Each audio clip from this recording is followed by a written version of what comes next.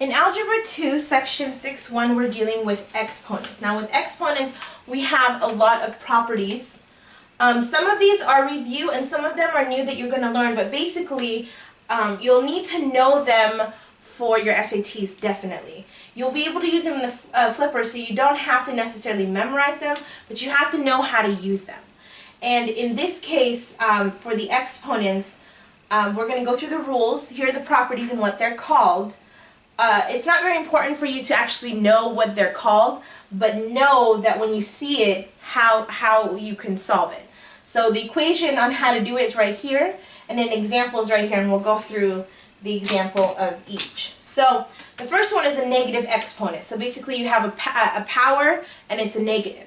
So when you have a negative, it just means that it's 1 over, okay, that base, the a is my base, but please keep in mind this is negative and now it's not. Once I put it under 1, now I no longer have a negative exponent. And it's the same thing vice versa. If I have 1 over a to the n, it equals a to the negative n. And there's times where you're going to need to use both. So 2 to the negative 3 is the same thing as 1 over 2/3. Now once I do that, then I can multiply it both ways. 1 over 2 times 2 is 4, times 2 is 8. So 1 over 8. Okay, in this case right here, this is the same thing as saying b to the 8th. The next one is product of power, and the product of power is basically saying that if you multiply two things with the same base, and what I mean is see these a's are the same, so if they're different, this is an a and this is a b, I can't do this. But if their bases are the same, then their exponents, you can add them together and it'll be the same thing. So if I have 4 squared times 4 to the 9th, it's the same thing as saying 4 to the 2 plus 9, which is 4 to the 11. And then if I want to continue, I can just do 4 to 11 in my calculator. The quotient of powers is the opposite. So when I'm dividing with the same base instead of multiplying, I'm going to subtract and not add. So I'm going to subtract the top one with the bottom. It's very important the top goes first. So if I have 5 thirds to 5, if this is just 5, that means that the power is what? 1. So this is the same thing as saying 5 to the 3 minus 1, which is 5 to the 2nd, which is 25. Okay? So this is addition and this is subtraction, and remember the bases have to be the same. Now then you'll have incidences which is called power of a power. So it's not like you have two different bases, but basically you have a number that's being to the power of something, and then again it's going to be to the power of something again. When that happens, a power and a power, instead of adding or subtracting, you're going to indeed multiply. Instead of adding or subtracting, you're going to multiply the two powers together. So if a to the power of 2 to the power of 3 is the same thing as a 2 times 3, okay? Which gives me a to the 6. Sorry. Times 3. Alright? Our next one is power of a quotient. So this is if you have a fraction and then you have a power over it. All you need to do is take this power and distribute it to the top and to the bottom. Alright? When you have one where it's a negative, all you need to do is switch it. So if you have a negative power, you have to switch it, and then the power becomes positive, and then you apply it to negative 1. So here, this is going to be a to the 3rd over b to the 3rd. I'm just going to take it and distribute it to a and b. This one is going to be x, I'm going to flip it, so instead of x over y, I'm going to have y over x, and then it's now to the power of positive 4, because I've already switched it. And then I go ahead and apply it, so y to the 4th over x to the 4th. And our last one is a 0 power. This one's pretty simple. Anything to the power of 0 is 1. So a to the power of 0 is 1, b to the power of 0 is 1, 2 to the power of 0 is 1. So no matter what, if you see to the power of 0, it's 1. So these are different rules. You're going to have problems where you have to be able to recognize which rules you're going to use in order to simplify. And simplify means I can no longer reduce the equation that they give me.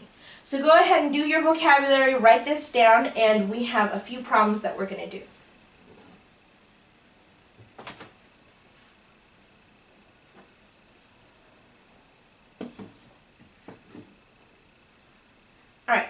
So the first one is saying negative 3 c squared d to the 5th times, to the power of 3.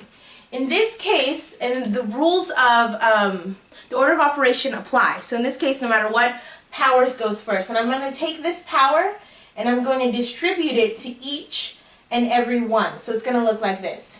Negative 3 cubed, c squared cubed, and d to the 5th cubed. So do you see that? I take the 3 and I'm going to distribute it. Now, once I do that, now please keep in mind that if I have this, I can distribute. But if I have this 2x minus 3, let's say I have an equation, and I do this, I can't just distribute. You have to remember that, because that's how they're going to trick you in the SATs as well. If there's an actual like subtraction or addition inside, I can no longer distribute, and what this means is I have to FOIL it out, or factor it out. So I have to do 2x minus 3, 2x minus 3, 2x minus 3, 3 times. Okay? That's what this means right here. All because of this equation, because it has a plus or minus. But because, oh, that's an ugly arrow. But because I don't have a plus or minus in this one, I can just distribute. And that's what I did here. So from here, then I can just apply it. So negative 3 times negative 3 is positive 9, times the negative 3 is a negative 27. When you do this in your calculator, don't forget to put the parentheses around the negative, because the negative is also included. So this would be a negative 27, because if you just do negative 3 to the power of 3, it's only going to cube 3 and attach a negative at the end. Okay? And remember, this one is a power and a power, so what do we do with these? We multiply them. So it's c to the 6th, d5 to the power of 3 again is d times 5 times 3, which is 15. So d to the 15, and this is in fact my answer. So go ahead and write that down. Do mention that this is just a side note right here. It's not part of the problem, so just put like side note, FYI, whatever. Alright, in this case, I'm going to do the same thing as I did here, but what I apply, I'm going to apply to the top and the bottom, because this 5 is applied to every single term. So I'm going to go ahead and take this 5 and apply it here. It's going to be negative 2 to the 5th. Apply it to my a. Oh, sorry. Let me show you what this means. I'm going to do negative 2 to a to the 5th over b squared to the 5th. So I'm going to apply it. Then I'm going to do what I did over here. Okay? I'm going to have negative 2 to the 5th, a to the 5th. And since this is only one term, I'm going to keep it b squared to the 5th. Alright? If this was a negative, I'd go ahead and flip it first and then apply this so that I can do it with a positive. So negative 2 times negative 2 is positive. Well, I'm just going to do this calculator. It's going to take a while.